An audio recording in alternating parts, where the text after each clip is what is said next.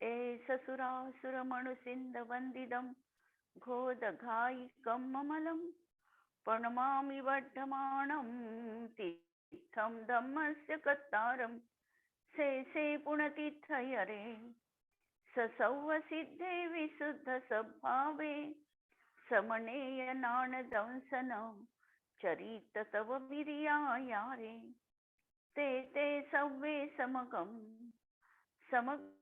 प्रत्येकमेव प्रत्येकं वन्दामि अवर्तन्ते अर्हन्ते मानुषे खेते किच्चारहन्ताणं सिद्धाणं तरणं गणहराणम् अच्छावयवगाणं साहूनं छेदि सव्वेसिं तेसिं विशुद्धदंसन नाणपहाणासमं समासेच उवसंपयामि सम्मं जत्तो निर्वाण संपत्ती. स्वाध्याय कक्ष संपेपर्यंत आपणा सर्वांना चतुर्विध आहाराचा त्याग असणार आहे.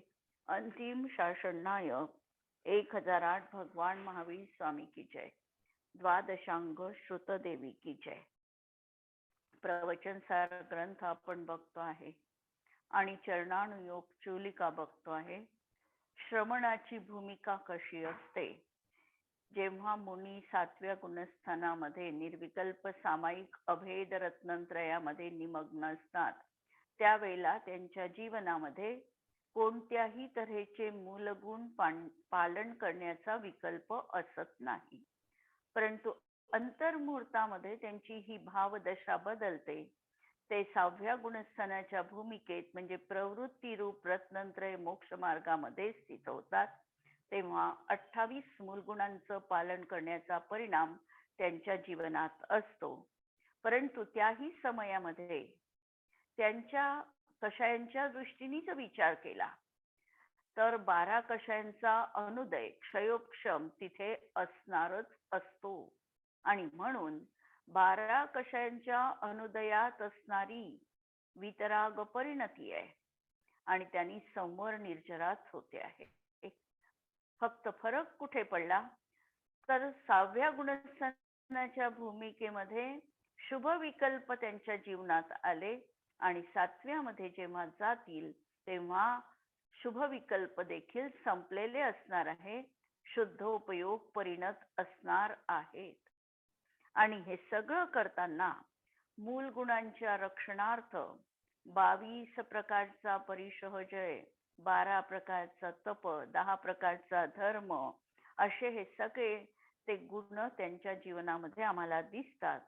किंवा शुद्धोपयोगाच्या भूमिकेत असताना कोणत्याही तऱ्हेचा त्यांच्यावर उपसर्ग झाला तरी देखील उपसर्ग देखील ते सहन करतात आणि 12 भावनांचं वैराग्य भावनांचं सतत अंतरंगामध्ये चिंतन त्यांच्या सुरू असतं. आता ही जेव्हा भूमिका त्यांची शुभोपयोगात येण्याची आहे हा त्यांच्या जीवनामधला छेद असणार आहे. छेद याचा अर्थ मूलगुणात ते आले या तऱ्हेचा हा छेद असणार आहे आणि परत ते आपल्याला 7व्या गुणस्थानाच्या भूमिकेत उपस्थापित करतात. अशा तऱ्हेने ही छेदोपस्थापना, छेद आणि उपस्थापना अशी त्यांच्या जीवनामध्ये दिसते आणि कदाचित छेदोपस्थापनेसाठी त्यांना निर्यापक आचार्यांची देखील गरज असू शकते आणि अशीही त्यांना दीक्षा गुरु आणि शिक्षा गुरु हे दोनही उपकारक आहे आणि दोनही गुरूंच्या बद्दल अत्यंत विनय समर्पण जीवनामध्ये त्यांच्या असतं. अशा तऱ्हेने बघितल्यानंतर प्रव्रजादायक जे दीक्षा गुरु आणि छेदोपस्थापक जे निर्यापक गुरु आहे यांच्या हे त्यांच्या जीवनात महत्वपूर्ण आहे. परंतु जेव्हा छेद हा उपयोगा संबंधी झालेला आहे, संयमाचा छेद आहे, तर त्या संयमाच्या छेदाचा प्रतिसंधानाचा विषय कसा असावा, कशा प्रकारे ते प्रतिसंधान करतात याचं विधान आता कालच्या गाथेमध्ये आपण बघितलं 211 आणि 12 मध्ये. आणि त्याचा सारांश पहा की संयमाचा छेद हा दोन प्रकारचा आहे. एक अंतरंग छेद आणि एक बहिरंग छेद. अंतरंग छेदामध्ये मनोभूमिका बदलली, तर बहिरंग छेदामध्ये फक्त त्यांची बाह्य शारीरिक क्रिया बदललेली आहे. म्हणजे कितीही सजगता जीवनात असली आणि अंतरंग शुद्धता विद्यमान असली तरीही त्यांच्या न कळत अशा प्रकारे त्या ठिकाणी जीव विराधना किंवा कायेच्या माध्यमातून काही विराधना त्यांच्या जीवनामध्ये घडलेली आहे. आणि ते अंतरंगामध्ये त्याही वेळेला सावधानतापूर्वकच प्रवृत्ती करतात आहे. पण असं असतानाही हा छेद त्यांच्या जीवनात दिसतो. याला कायिक छेद असं म्हटलेलं आहे, बहिरंग छेद म्हटलेला आहे.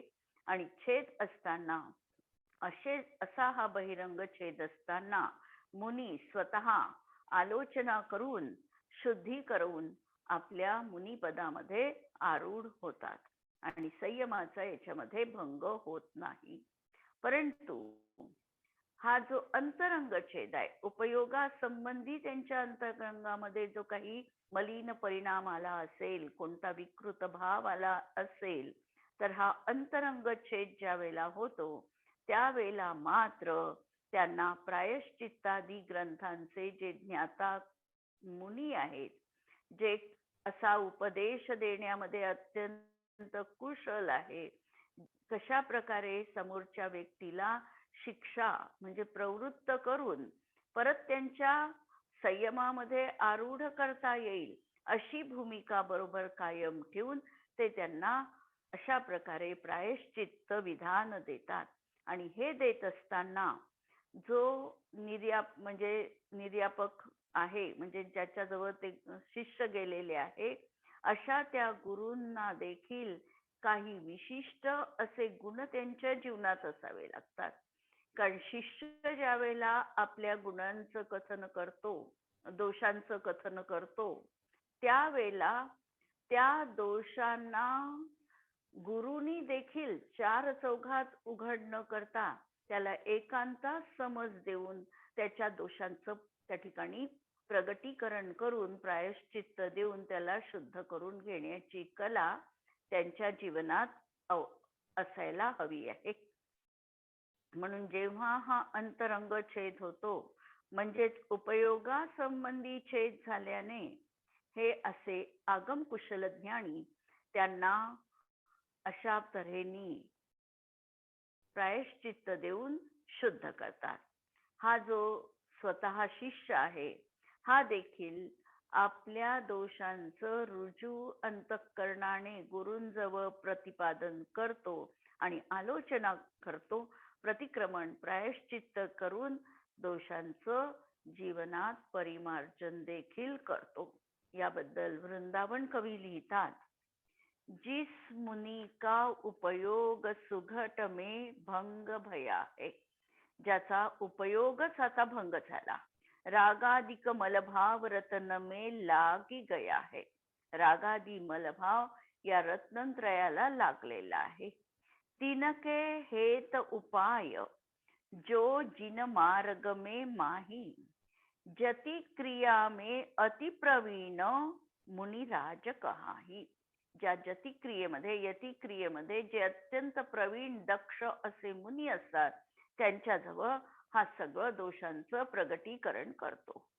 तिनके ढिगजाय सो आपनो दोष प्रकाशे विनय कर, जो कहे दंड सो करे, तिमी तब भय शुद्धाचार धार. आणि तो दंड त्यांनी घेतल्यानंतर परत ते श्रमण शुद्धाचारामध्ये लीन होतात.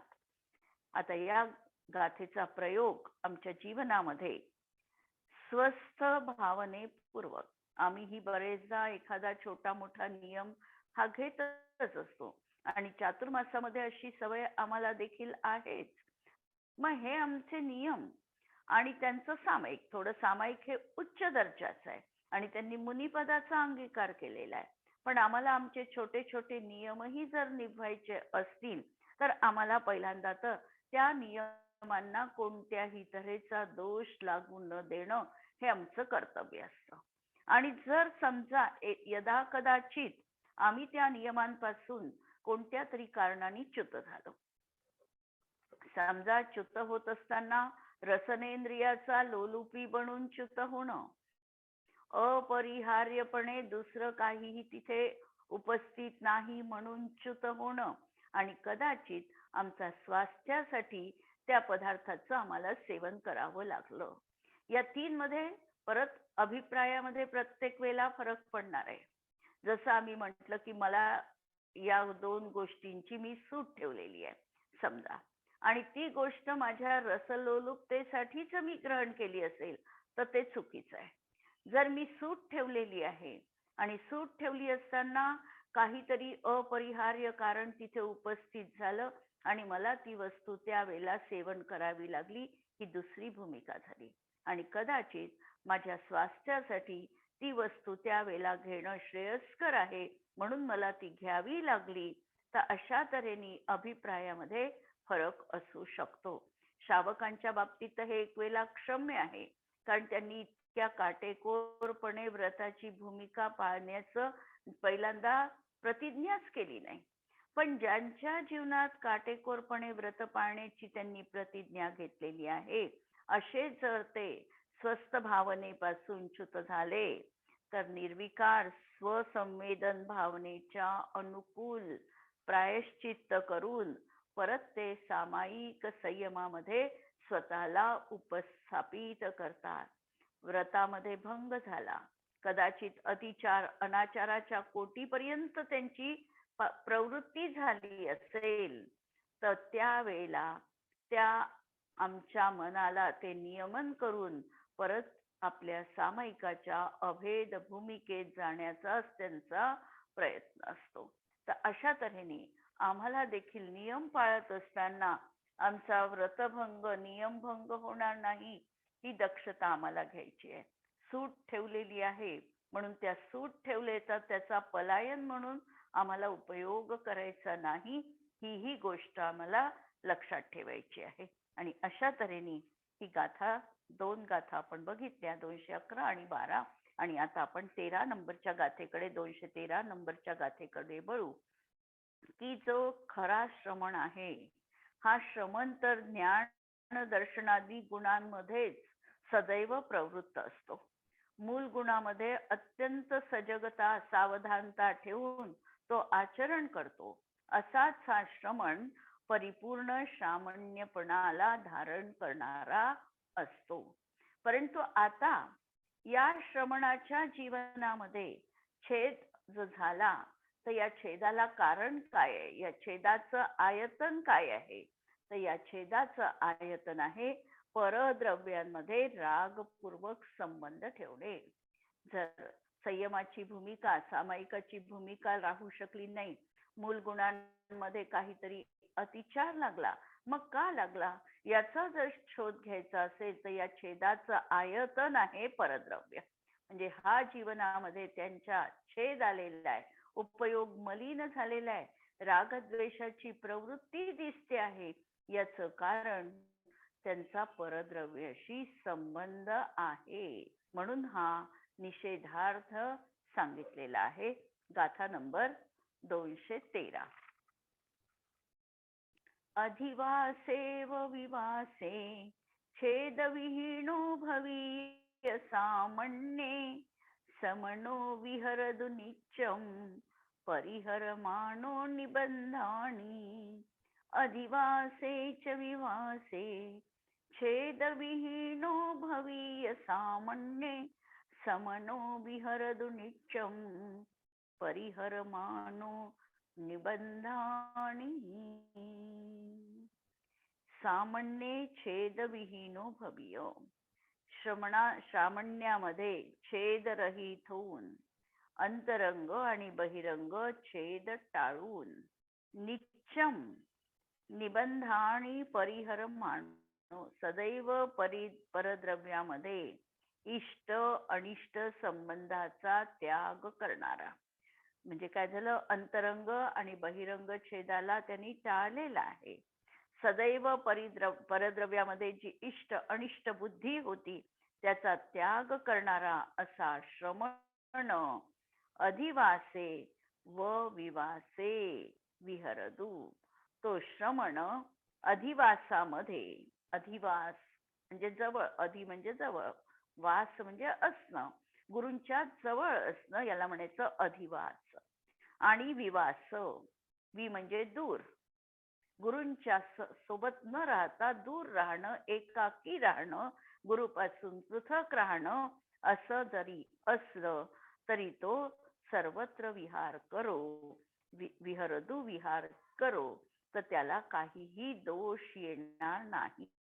म्हणजे अंतरंग आणि बहिरंग छेदाला तो जाणीवपूर्वक लक्ष ठेवत असेल आणि परद्रव्याप्रती त्याची इष्ट अनिष्ट बुद्धी नसेल, तर असा जो श्रमण आहे हा गुरूंच्या सोबत असो अथवा गुरूंच्या सोबत नसो, त्याचं त्या ठिकाणी श्रामण्य अबाधितपणे कायम राहणार आहे. वस्तुतः सर्वच परद्रव्य प्रतिबंध उपयोगाचे उपरंजक असल्यामुळे निर्विकार उपयोग स्वरूप श्रामण्याच्या छेदाचं आयतन आहे. श्रामण्याच्या छेदाचं आयतन काय आहे? तर परद्रव्याविषयीचा संबंध. परद्रव्यांमध्ये इष्ट अनिष्ट बुद्धी किंवा पराच्या जास्त जो संपर्कात, त्याला छेद होण्याचं जास्त चान्सेस, अशा प्रकारचं. म्हणजे सर्वच परद्रव्य प्रतिबंध म्हणजे परद्रव्यामध्ये रागादीपूर्वक ज्याचे संबंध आहे त्याचा उपयोग हा कसा होणार आहे? रागद्वेषाने मलिन होणार आहे. आणि हा निर्विकार उपयोग रूप असा श्रामण्याच्या छेदाचं ते आयतन आहे. म्हणजे श्रामण्याचा छेद होण्याचा त्या ठिकाणी संभव आहे, धोका आहे.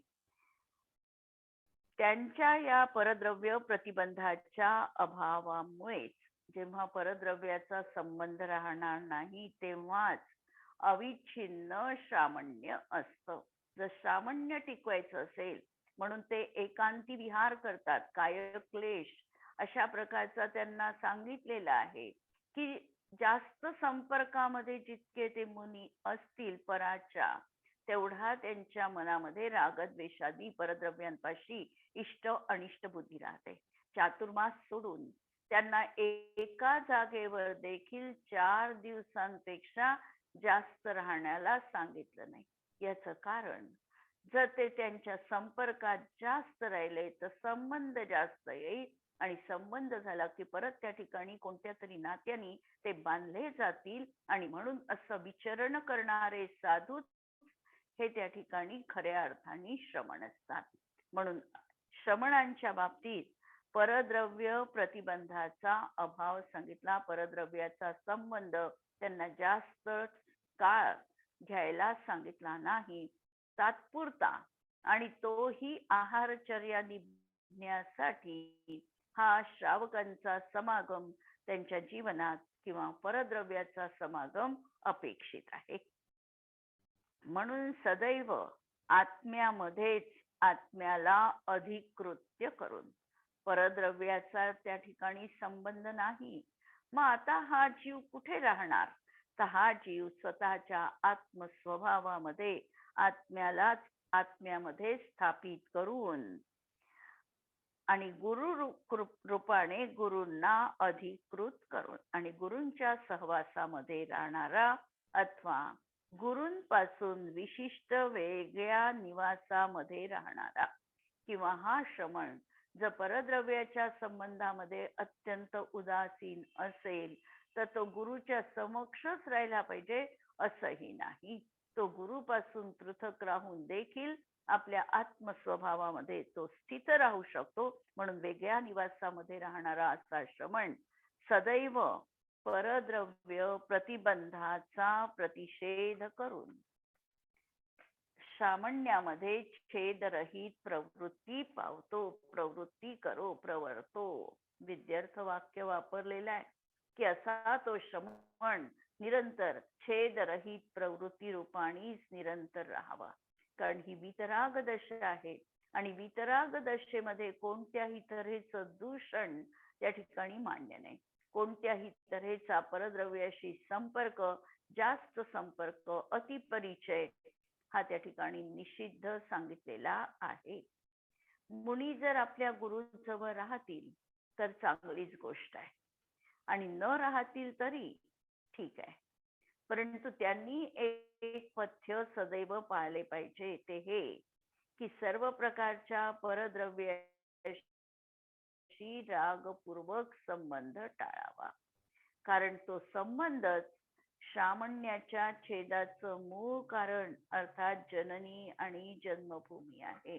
कारण परद्रव्याशी जेवढा संबंध तेवढा त्यांच्या अंतरंगामध्ये त्या परद्रव्याविषयीचा ममत्व भाव येऊ शकतो, रागद्वेषादी भाव येऊ शकतो, मोह उत्पन्न होऊ शकतो, आणि म्हणून परद्रव्याच्या संबंधापासून ते दूरच असतात.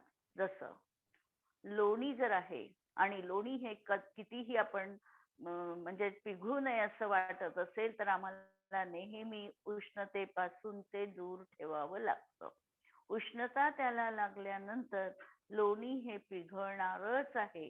त्याप्रमाणे परद्रव्याशी जर त्यांचा अतोनात संबंध आला तर त्यांची भूमिका राग द्वेष मोहरूप होणारच आहे. म्हणून त्याला कारणच पहिल्यांदा आम्हाला बाजूला ठेवायचं असणार आहे. जेथे रागपूर्वक संबंध आहे तेथे सामान्याचा भंग आहेच. म्हणून साधूंनी तो संबंध संपूर्णपणे टाळावा. परद्रव्य संकटाचा टाळला तर तो संघात असो किंवा एकल विहारी असो, तो शुद्ध निर्दोष आहे. पण जो परद्रव्यात रागद्वेष करतो तो पदोपदी संयमाचा घात करतो आणि दोषी होतो. त्याची गुणस्थानाची परिपाठी ती राहू शकत नाही. तो जर मोह राग द्वेष रूप परिणामामध्ये स्थित होत असेल तर त्याची भूमिका 6व्या गुणस्थानावरती न राहता ती 5व्या 4थ्या कदाचित 1ल्या गुणस्थानाच्या भूमिकेपर्यंत ही पायरी त्याची घसरू शकते, आणि म्हणून खऱ्या अर्थाने श्रामण्यत्व तिथे राहू शकत नाही. म्हणून खरा श्रमण जो आहे तो मूल गुणांच्या पालनामध्ये तत्पर, 6व्या गुणस्थानाची भूमिका आणि आत्मस्वभावामध्ये तल्लीन, 7व्या गुणस्थानवरतीची भूमिका, आणि या भूमिकेमध्ये तो जीवन जगत असतो. जर यापेक्षा वेगळी भूमिका त्याच्या जीवनात दिसली की परद्रव्याशी त्याचा राग मिश्रित संपर्क, जास्त ते परद्रव्याविषयीची चिंता ही जर त्याच्या जीवनात दिसत असेल तर त्या ठिकाणी छेदाचं मोठ्या प्रमाणामध्ये ते आयतन आहे. छेद होण्याचा धोका तिथे जास्त आहे, आणि म्हणून या गोष्टींपासून हा श्रमण स्वतःला निश्चितपणे वाचवत असतो.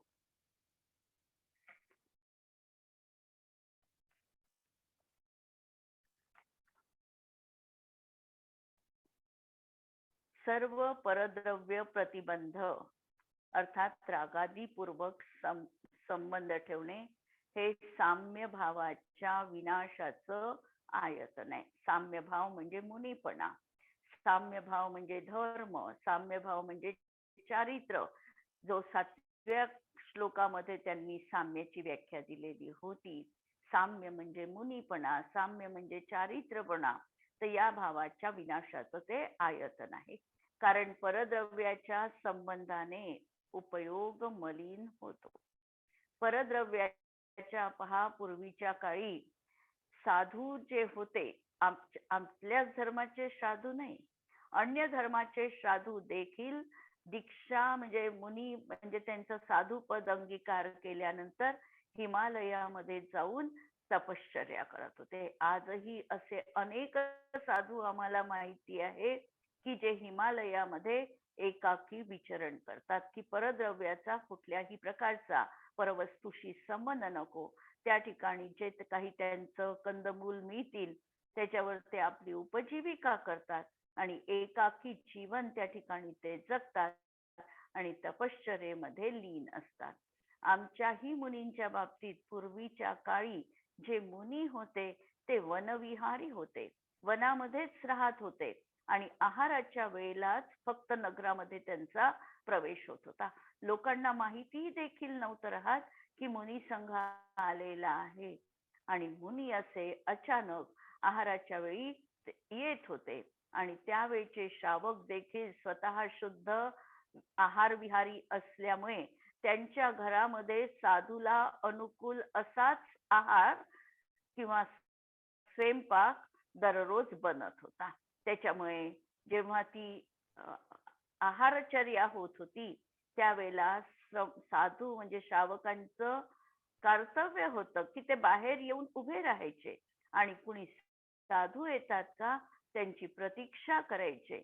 म्हणजे साधूंच्या आहाराची वेळ ही त्यांच्यासाठी अतिथी प्रतीक्षेची वेळ होती आणि त्या वेळेला तेवढ्या वेळात जर अतिथी आले नाही तर मग घरामध्ये जाऊन श्रावक शुद्ध भोजन आपल्या परीने करत होते. ही आमची देखील व्यवस्था होती 100-150 वर्षापूर्वी. पण आज आमची व्यवस्था बदलली आणि त्यामुळे आम्हाला अशा प्रकारे संगती तिथे बसत नाही. याचं कारण परद्रव्याचा संबंध आणि हे परद्रव्याच्या संबंधाने हा उपयोग मलिन झालेला आहे. परद्रव्याच्या संबंधाच्या अभावामुळेच अविच्छिन्न श्रामण्य प्राप्त होते. म्हणून निश्चयाने आत्म्याला आत्म्यामध्ये स्थापित करून त्यातच तल्लीन राहावे.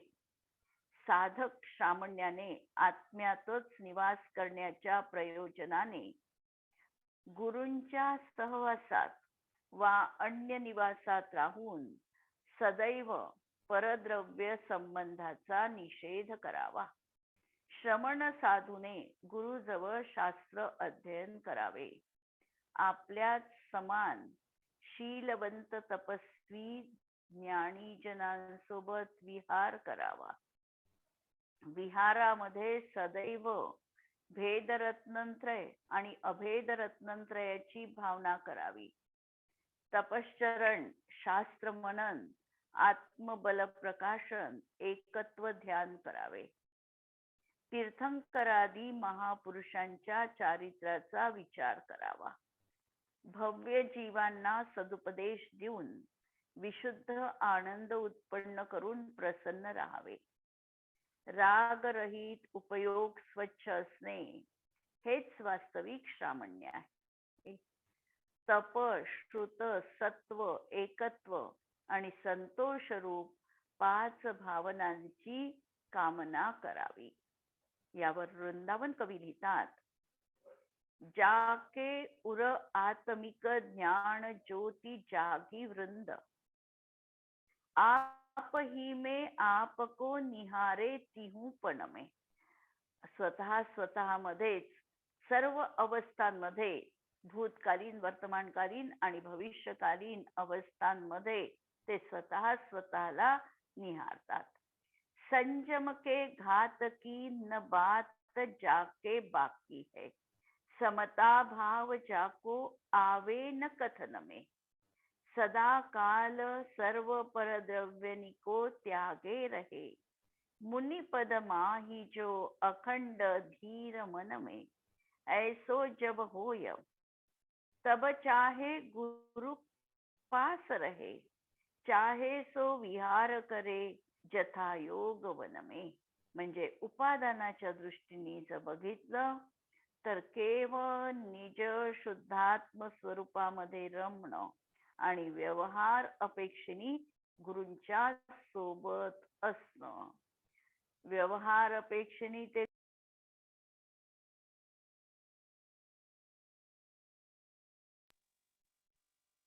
आपल्याच आत्मस्वरूपामध्ये तल्लीन झालेले आहेत. आणि या गाथेचा प्रयोग श्रामण्याची सिद्धी तर आत्म्यातच अवस्थानाने आहे. एतत अर्थ गुरुसंगती, गुरुभावना सहित विहार देखील त्यांच्यासाठी उपयुक्त आहे. अशा तऱ्हेची ही गाथा बघितल्यानंतर पुढच्या गाथेमध्ये सांगतात, यालाच निषेध रूपाने सांगतात की श्रामण्याचं परिपूर्ण आयतन हे स्वद्रव्यच आहे. म्हणून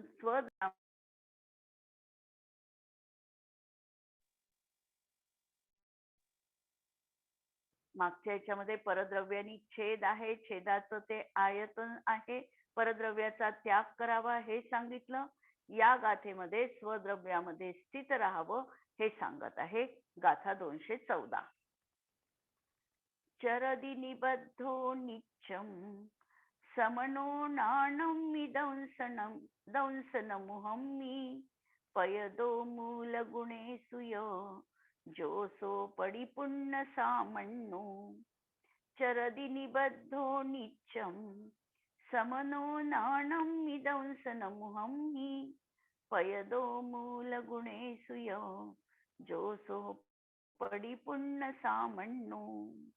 जो सामन्नो, जो श्रमण, नित्यम म्हणजे नित्य, दंसन मुहम्मी नाणम्मी निबद्धो, सम्यक दर्शन प्रधान अशा ज्ञानामध्ये प्रतिबद्ध आहे. म्हणजे सम्यक दर्शन तर त्या ठिकाणी प्रधान आहे. सर्वप्रथम श्रद्धा समीचीन होणार आणि त्यानंतर ज्ञान समीचीन होणार. अशा ज्ञानामध्ये जो प्रवृत्त आहे आणि यमूल गुणेसु पयत्तो, आणि आता त्यांनी चारित्राचाही अंगीकार केल्यामुळे मूल गुणामध्ये देखील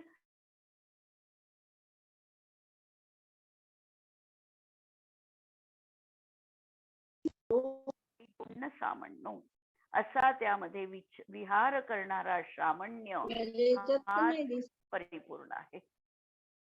अच्छा,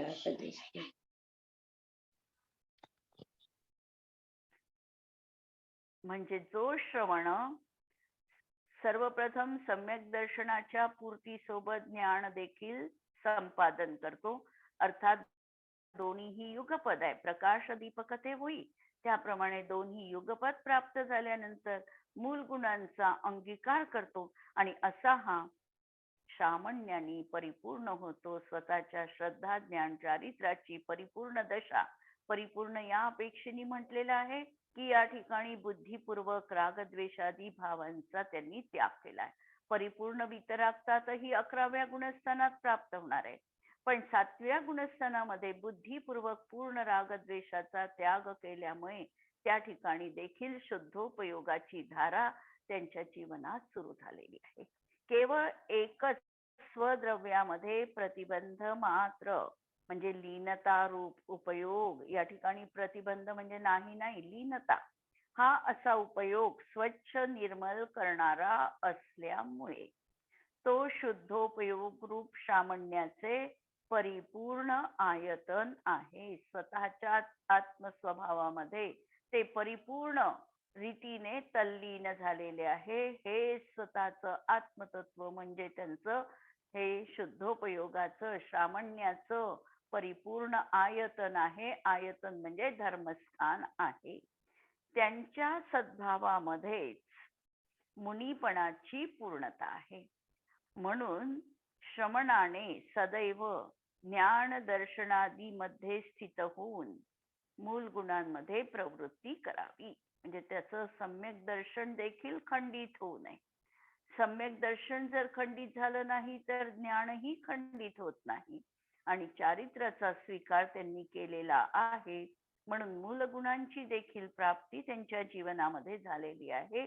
मुनीपणा देखील अबाधित रीतीने इथेच कायम असणार आहे. अशा या दर्शन ज्ञान स्वभावी शुद्ध आत्मद्रव्यामध्ये लीन अशा शुद्ध अस्तित्व रूपाने मात्र राहावे हे तात्पर्य.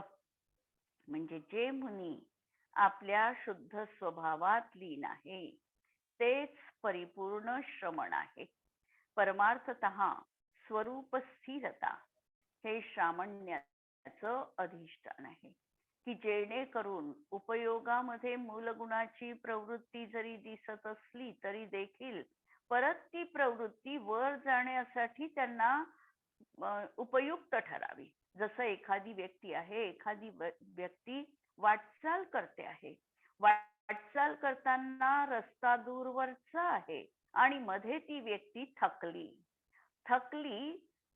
तिथे ती विश्रांतीसाठी थांबली, पण विश्रांतीसाठी थांबली ती परत मागच्या पावली वापस जाण्यासाठी नाही तर पुढचं पाऊल अधिक उत्साहाने टाकण्यासाठी तो तिचा विश्राम कारणीभूत झाला. त्याप्रमाणे हे मूलगुणामध्ये जे आले ते मागे खाली भूमिका उतरण्यासाठी नाही, तर वर आणखी 7व्या गुणस्थानाच्या भूमिकेत अत्यंत उत्साहाने प्रवृत्ती करण्यासाठी त्यांची ही विश्रांती उपयुक्त ठरलेली आहे. आठवा, शिखरजीला आपण चाललो आहे आणि शिखरजीचा आमचा पहाड चढायचं, गौतम गणधराच्या टोकापर्यंत पोहोचण्याचं आमचं उद्दिष्ट आहे.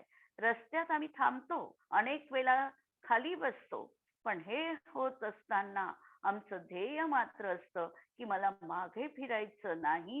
ही जी काही मी स्टॉप घेतलेला आहे, जो पॉज घेतलेला आहे, हा मला परत एनर्जी देऊन वर जाण्यासाठी मी तत्पर होणार आहे.